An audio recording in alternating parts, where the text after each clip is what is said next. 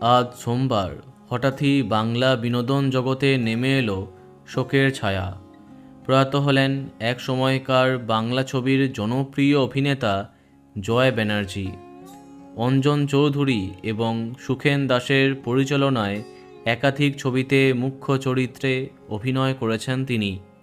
হীরক জয়ন্তী, মিলন তিথি, জীবন মরণ, ছোট সাহেব প্রভৃতি অসংখ্য হিট ছবিতে তাকে দেখেছে দর্শক।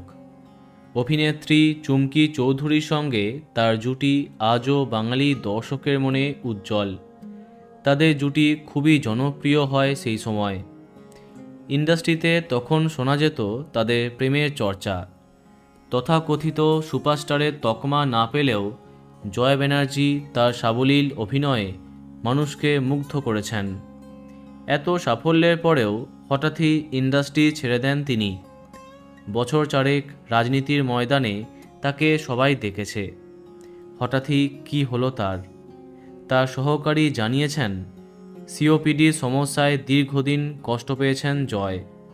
অবস্থার অবনতি হলে ওনাকে তড়িঘড়ি আগের সপ্তাহেই হসপিটালে ভর্তি করা হয়। সেই সময় ভেন্টিলেশনে তাকে রাখা হয়।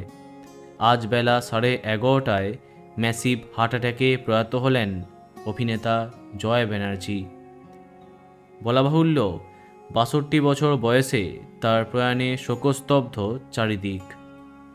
বন্ধুরা, ভিডিওটি এইটুকুই। বাংলা বিনোদনের অন্যান্য আরও খবর পেতে সাবস্ক্রাইব কারেন্ট পজ। ধন্যবাদ।